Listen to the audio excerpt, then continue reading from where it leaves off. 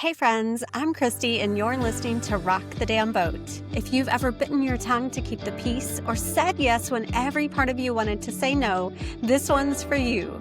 We're diving into the messy, real stuff that people pleasers like me have spent years avoiding. It's time to have the hard conversations, shake things up, and learn to stand tall, even when it makes waves. Before we dive into this week's episode, I want to remind you that there are a few spots remaining on the upcoming Thrive with Christy retreats. We have April 17th through 19th happening in Texas and June 14th through 18th happening just outside Truckee, California. I would love to see you there. You can learn more at thrivewithchristy.com. That's CHRISTY.com/retreats. As part of our ongoing series on hormonal health, today's guest is Casey Keene, a writer and advocate bringing much needed attention to the unspoken realities of motherhood. Through her work, Casey explores the complex and often overlooked experiences of birth trauma, medical complications, and postpartum life, shedding light on what so many women quietly carry. Her memoir, The Alchemy of Motherhood, blends personal story with research and insight, exposing gaps in the healthcare system and the emotional toll placed on mothers. In this episode of Rock the Damn Boat, we're diving into the realities of postpartum, the power of telling the truth, and what it looks like to use your voice to create change. Casey, I am so excited to have you here today. I'm excited to be here, Christy. Thank you so much for having me on this podcast. It's great. Of course, I have been sharing a lot around my perimenopausal and menopausal journey and everything that's going sort of haywire with my body, with hormones and the adjustments. And I think it's so important because I do have listeners in their 20s or 30s that are certainly dealing with the changes that come there. So tell us a little bit about what happened to you and your experience. Sure. So my son will be 3. So it was about 3 years ago I had my son. And prior to having him, I never did research outside, the what to expect when you're expecting and the quote unquote normal pregnancy information. So went through everything, went through childbirth, and then it had to have been 6 months later, and I'll circle back to everything. But 6 months later, my husband actually said to me, like, I think you need to talk to somebody. And come to find out, I was suffering from postpartum depression, postpartum anxiety, because I went through birth trauma and I never even heard of birth trauma. I had no idea that it existed. Looking back and through therapy, my childbirth experience was catastrophic in terms of I had a full blown panic attack on the table, an unplanned Wow. C-section, 22 hours of labor. And like, I knew it was going to be a hard day. I knew it was going to be like 2 days of like the worst pain and physical labor. But nobody discusses the actual emotional or psychological component to childbirth. And now, since most women give birth in the system, I feel like there needs to be more education around it. Women need to be a little bit more prepared about what system they're entering because it's not so birth trauma. Let me just define that. Birth trauma is not caused by a medical emergency or a dramatic intervention. It can be. But birth trauma is more around when a woman's going through childbirth, if she feels powerless, helpless, there's no informed consent, of course, emergency interventions, NICU stays. So it's actually a very long list of things. And if these things happen during childbirth, that's what they register as traumatic, right? So women leave feeling less empowered, they feel broken, they feel confused. And this tends to come out in the postpartum period due to it already being a very challenging time, but also you're struggling now with the traumatic incident. I was the rare instance of postpartum preeclampsia, which isn't rare. And when I started therapy, I really started unpacking things and realizing like, wow, there's no education, I think majority speaking in the United States for sure, about the postpartum period. Like mothers are just not educated. There's no postpartum packets or planning. It's just, what are you packing in your hospital bag and what's your childbirth plan? But they're not taught what the realities of postpartum are and also how to navigate in the healthcare system. My experiences made me want to, it infuriated me because I feel like I lost 2 years with my son battling all of this. And then it made me want to reach out. I was like, how can I reach a lot of women, expecting mothers, mothers that already had children, healthcare professionals? How can I just cast this net to reach these people to say, hey, listen, we need to do something, right? Something needs to change, or at least we need to advocate. We need to share stories. We need to speak up. And that's when I thought, I'm going to write a book. I wrote 3 books prior, so writing for me is always therapeutic. So yeah, so that's where the Alchemy of Motherhood came from. Well, I am sorry for the journey that you went through that Thank you. felt so disempowering. And I'm grateful that you are using your voice today. Just hearing you talk about your story makes me think of a couple of friends I had who their their birth didn't go according to their original wishes and their original plans. So I appreciate you defining birth trauma the way that you Hmm. did, because to your point, it's I was an emergency C-section, but there are also things that could happen that you wanted to give birth at home and you end up at the hospital, and what that Exactly. looks like. So it didn't go according to the way you want it. And I can empathize then with where that leaves you in that state of mind. So thankful that you are bringing your voice to Ah, you're others. So welcome. it's such I'm sure a difficult time, again, just thinking about hormones and the changes that your body Oh, goes of through. We course. joke about pregnancy brain, and I Yeah, joked that my menopausal brain feels about the same. So it's a hard enough time to yes, go through the changes in your body without then having something like birth trauma, emergency birth, whatever that looks like on top of that. absolutely. So you started to become an advocate. What did that look like as you started to learn about education, and how do we help empower women? Sure. So I started the Alchemy of Motherhood. It's a website that has resources for women for pregnancy, but really postpartum. My focus area is postpartum, and it's trying to educate as many women as I can, expecting mothers, women in general, and also, again, mothers who already had children that look back and say, oh, wow, my birth was traumatic. Now this Mm. makes sense. It's for validation mostly. So I saw this gap, and my advocacy side is the Alchemy Motherhood website, but I also created a Discord postpartum community because another thing I found, like all the communities just, I don't know, they tended to be not really much of a community. There really isn't a village. I feel like that in this generation, it's a lot harder for women to have that village.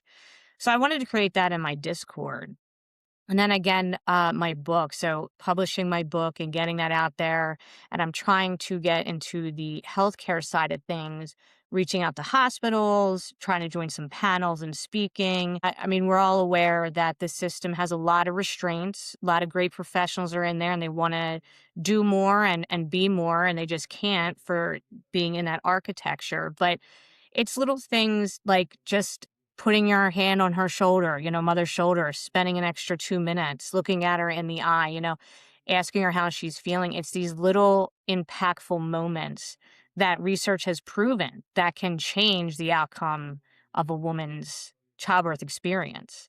So it's just being a loud voice. That's what I'm trying to be in this arena. Yeah. Well, I love it that you bring up connection, Mhm. because we need that so much in our lives, regardless of what our path looks like. For me, it was sobriety meetings, and for some women, it's just whatever kind of support group Mhm. that you can get. Back in the early days, what did that look like? What maybe kept you quiet at the beginning? I obviously, we're saying there Yeah. was not really a support system there that you were Mhm. aware of. What was going through your mind at that time? You said you talked to your husband, so that's great Mhm. that you had a support system at home. What Yes. were the conversations that you were having? So, what's funny? It wasn't really conversations. I think the worst part of of my experience was I didn't know what I was experiencing. So I Mm. minimized it, right? So I said, oh, this is just postpartum. This must be what it is. I wasn't educated otherwise. And I didn't realize that I was going through or experiencing PPD, PPA, and postpartum rage. And that's when my husband was like seeing my behavior and thinking, well, this doesn't seem right. Like, I think you need to talk to somebody. So it wasn't so much staying silent. It was more of a problem for me that I didn't know what I was going through. And a part of that problem was at my 6-week checkup, when I was handed the Edinburgh scale, it completely missed my postpartum depression. Mm. Right. So of course I leave there and I'm like, well, I'm I'm cleared. So there's no mental struggle going on. So that's where, again, I get very, very adamant about the 6-week check. We have to have more mental screenings. We have to do more for moms. But in my case, it was just I didn't know what I was going through. And my behavior was a complete 180. So once my husband had said something, I took a step back and was like, okay, well, maybe this isn't right. There are times in my life, and certainly, again, I know I keep using menopause as sort of that parallel to what's going on with your hormones in your Hmm. body at that time, but I certainly feel like you're just trying to hold it all together. Yeah. And so, and I'm sure you were trying to be there for your son as well, so you're Oh, yes. caregiving and you're giving all of your energy to motherhood, and like you Yes. said, you were minimizing your symptoms. I'm sure there Hmm. are women listening who have felt that way, and so thank you for just being vulnerable about that aspect, because Oh, so yes. many times we're like, no, it's fine, I'm Yeah. fine, until you're It's the not. I'm fine culture, right? And I think society perpetuates it where you're not seeing the struggles in the highlight reel, right? And that's another thing that irritates me is we don't discuss or talk about postpartum reality enough and honestly, right? It's not, you're looking at Instagram and you're seeing moms a month out of postpartum. They just finished online degree they're doing, pumped 100 ounces of breast milk, and you're like, I can't even get a shower for 2 weeks, you must be failing. So I think that's also part of the problem. You feel very isolated. I always said this to a lot of friends and family that, millions of women have babies, right? Have children. But I feel like it's so siloed postpartum where you don't go Mm. into it saying, okay, these are the things that can happen. Here's what's to really look out for. Here's how to prepare for it. And I'm realistic. We can't prepare everything perfectly, and there's a lot of situations we don't know what we would do and how we would react until we're in them. But knowledge is power, right? And having that knowledge, or women seeing the truth of reality, like identity crisis in motherhood, almost every mother goes through that. We don't talk about that enough. So there's just a laundry list of things that isn't they're not openly discussed. And I think that also contributed to my issues, was because people aren't talking about it, I'm not hearing about it.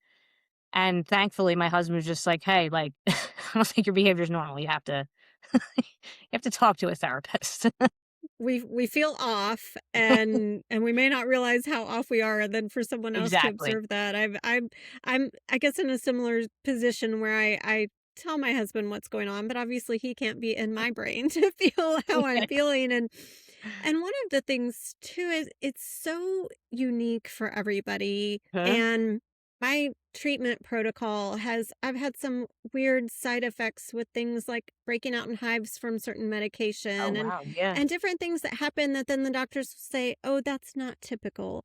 Yeah, And so you never know if, yeah, exactly. what you're going through is normal, not normal, all of those things. But like we're going to continue to talk about throughout this episode, the advocacy part is what you have a right to speak Uh-huh. up and be heard. Yeah. What changed for you? You said you went to that 6-week checkup, everything was normal on the surface. So then Yes. what were your next steps to make sure that you were heard and that you got help?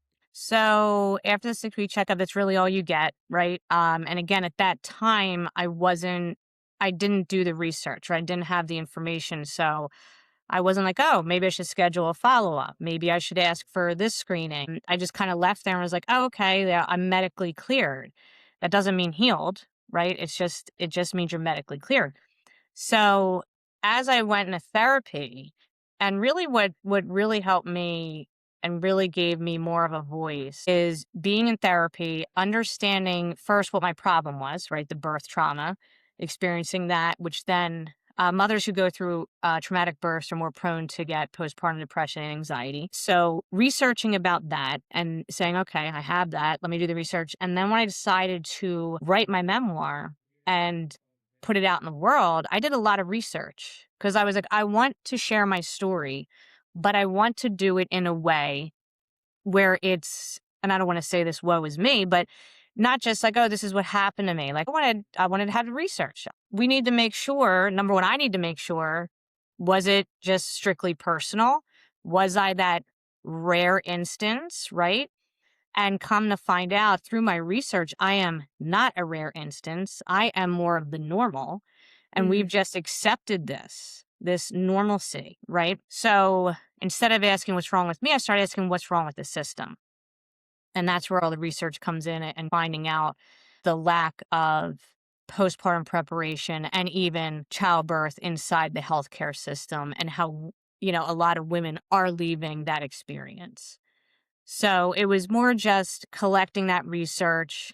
The next step was obviously healing and getting the help I needed, which was basically therapy, mindfulness, exercises. I have to regulate my nervous system. And I tell you, I will die on this hill for any mother. Regulating your nervous system is so important. And before therapy, I was like, no idea. But when you go through any kind of trauma in life, right, your nervous system is dysregulated and you don't realize it. And I was living for 2 years in fight or flight, and I had no idea, right? So there was a lot of steps of healing that I took, and a lot of that was writing my book, really. yeah. Well, of course, as a memoirist myself, I'm curious a little about your Yes. process and how long did it take you to write your book? It took me 6 to 8 months. It was a pretty short period because I think it's because I did it at the moment pretty much, right? Like, once I started therapy, once my brain actually caught up with everything. About 6 months your brain takes to catch up to a traumatic incident. So I think it's when I started, and it took me about 6 to 8 months. It just flowed. It just flowed Yeah. right out. How long did it take you? Well, ultimately it took about 2 years.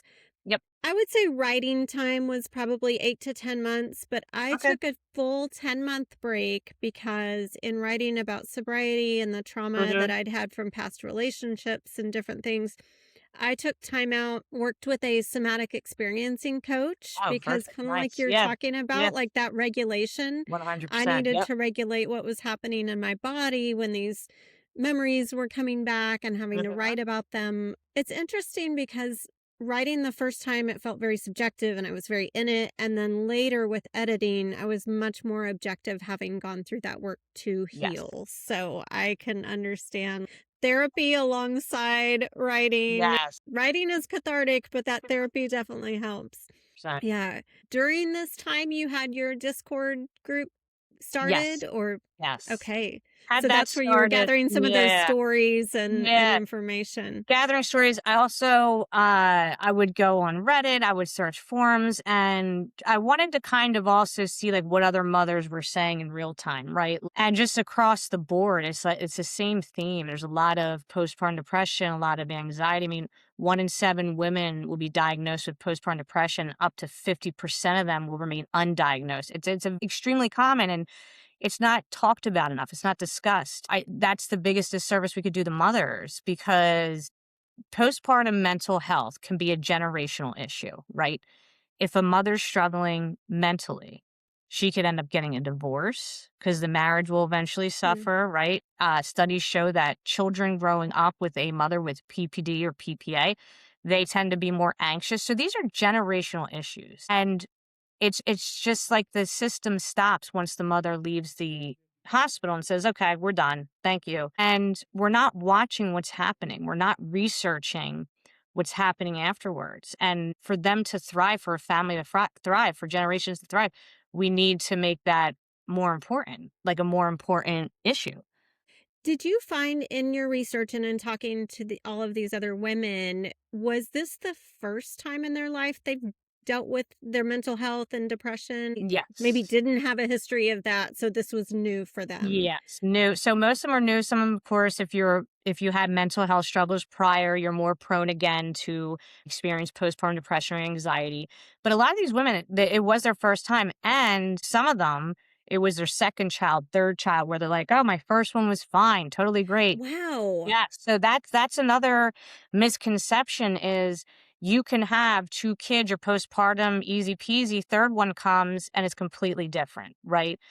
And again, there's not enough discussion around that where women who have, more than one child will be almost godsmacked because they're like, I don't understand. My other one was fine. And I think that also can delay treatment and help too, right? Because then you're like, well, what's going on? So come to find out, there was a lot of them were new moms that just were caught off guard with all of this. I could see how then it's like you were saying, you're trying to be there for your child, you're trying to minimize your Mhm. feelings because you've got other responsibilities. And we, as women, tend to put ourselves at the back of the line Yes. regardless. I would not have known that about there being a difference between different children. So that you, like you Yes. said, you could be fine and then realize. Mm. So I was surprised too. yeah, that's and that's Yeah. incredible that you've been able to bring together this group not only to find support with one another, but also to learn more and learn how to educate others. So, with your memoir and bringing this book to the world, how has that helped you in your healing process? So it's helped me definitely with having to face everything rather than, I don't want to say minimize, but rather than not look at it. And I'm sure you can relate when you're writing it. And even to this day, I will reread it and I still have to like stop and take a breath, right? Because Mm. it still affects me and probably will the rest of my life. But it forced me to sit in those feelings and to sit in that tension and to really try to work through everything as opposed to being distracted or ignoring it. And secondly, I think it kind of working through the memoir, it validated me because doing my research and finding out like I just wasn't this rare instance of mom who had bad luck, and just didn't prepare enough to find that it was a systemic issue. So that gave me validation. Okay, whew, well, good. It wasn't my fault because part of birth trauma too is you feel like you failed at something that is should be natural as a woman, which is childbirth, right? Ancient wisdom passed down for centuries, and then this happens and you're like, well, what did I do wrong? Through my research, I found it truly wasn't anything I've done wrong, and it wasn't really my body either. It was liability issues. When you look at that and then you look at the C-section rate for the United States and say, wait a minute, it's at almost 33%. WHO says it should be around 12%. There's something wrong. And these are not emergency C-sections, right?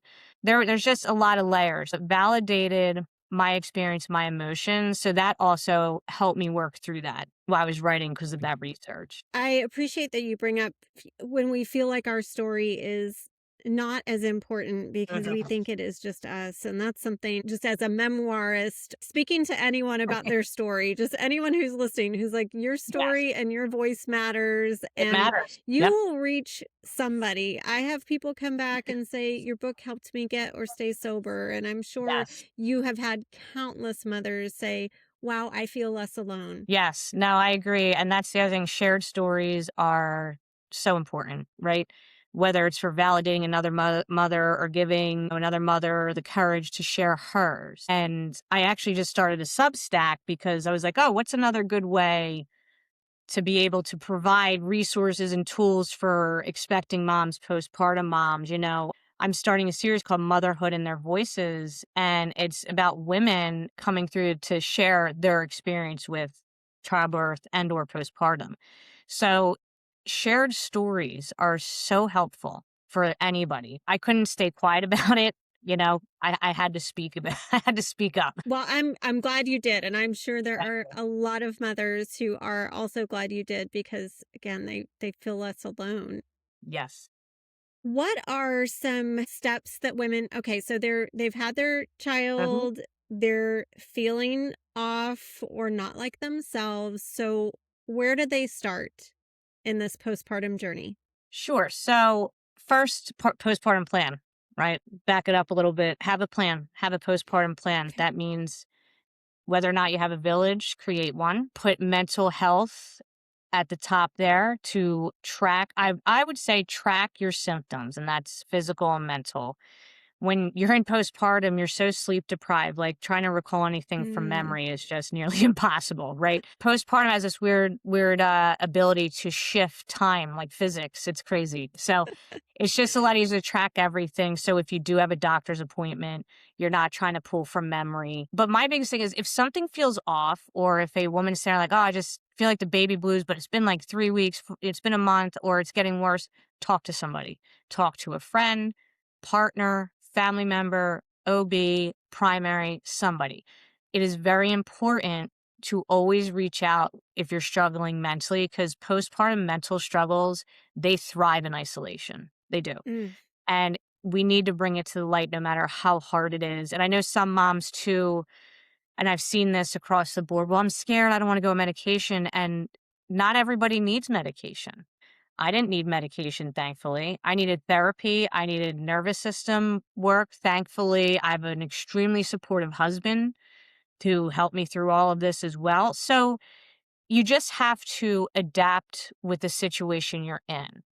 That is sound advice for me. Like everything that I'm going through, I have leaned on friends. I've been very vulnerable with my husband about how I'm feeling and the thoughts that are going through Yeah, my mind. important. Yep. Uh, and I think I have less at stake. Not that my puppy doesn't need all of my Oh, attention and for me to be a responsible dog mom, but I'm sure if a woman can know that that help mhm. also is supporting her child and her being, the best version she can be of herself is Yes. also such a huge benefit to her relationship with her child. And I did not have children, but I can't imagine that anyone feels like they get it right 100% of the time. So, No, I I feel like like I fail every day. So it's all I right. just normalizing that, and that as humans we don't get things right all the time. So, Exactly. There it's just needs to yeah. be honesty. We need to normalize the messy, right? And that's what I always say. No mom has it all figured out, and social media doesn't help, but the vulnerability is just so important. There's resource, and that's the other thing. Like Postpartum Support International, I'm going to put a plug in for them because they're amazing. And not a lot of moms know about them. And they're one of the biggest organizations for postpartum and mental health struggles. And they have free meetings that mothers can join. They have a helpline 24 hours a day. And these are the resources that mothers need that just they're not being told anything. And I think sometimes they don't even know where to go for help. You also have to advocate for yourself in the system. You do. Doctor's not going to chase you down unless you have an amazing doctor. They're not going to chase you down and say, okay, let's do another mental health screening. Why don't you come in once a month? If something feels off, make that appointment to your OB. Who cares, right? Go in a month later or 2 months later. You keep going until you get an answer. Because that's what I do now. After my experience, I can tell you right now, I mean, I don't think doctors like when they see me because I come in and I'm like, here's my list of questions. Well, if this did it, and I ask them and I advocate for my health and I say, well, I want this now. And I was never like that before this, right? I was just like, oh, okay, whatever this doctor said, that was gospel, but not anymore. I advocate, and if something's wrong, I press it and I look and I say, I want these tests done. You have to get out there and you have to get that help. I love what you brought up too about having that list of questions for the doctor. So just like you Mhm. were talking about planning for postpartum and having those things organized, jot a list down, put notes in your phone, whatever that Yes. takes, so that when you get into the room, you don't get nervous or maybe think Yeah, that you yeah. shouldn't share what you want to share. And this is so timely for me because I on hormone replacement therapy, Oh, I'm yeah. having a roller coaster of Yeah. emotions. And my next appointment was 5 weeks out. I called Okay. today. I was very upfront with them, and they're working me in tomorrow. Say So that perfect. was Perfect. I Yes. was being vocal about, I could tell there was some hesitation because my doctor's so busy, but I was like, this is Yes. serious. That's fantastic. And that's unfortunately what we have to do now. I tell my friends and family the same thing. I'm like, don't take no for an answer. Get in Yeah. there, right? If you feel like something's off, get in there. Yep. You have to advocate for yourself. It is not worth it to put it off, and being someone who has dealt with depression and other mental health matters my whole entire life, it Mhm. can go downhill fast, and you just Yeah, don't wanna be in 100%. that Yes. position. I am so excited by all of the things that you have to offer women and this Thank support. you. So you have your website, right? The Yes. Alchemy of Motherhood. Alchemyofmotherhood.com, that's the advocacy side. Then it's casey-keen.com, which is the author side. Yeah. I was excited to see too. We had talked about this. Yeah. You wrote some fantasy Yes. fiction back in the Yeah. day, which Paranormal romance. That was my jam years ago. Yes. Yes. That was well, I fun. as That was fun writing. that's great. I've gone from memoir to now historical fiction manuscript I'm Love working it. on, and I was like, "Whoa!" To jump from Yeah. nonfiction to fiction was definitely a change. You went the other Right? direction. Yes, I went the other direction. Yeah, I find this direction a little harder. It's a lot more fun the other way. Building characters and that. Well, yeah, when Yeah. you're talking about yourself Yes. and your own pain and Yeah. story, Yeah. it is very difficult and cathartic and Yes. helpful to the rest of the world.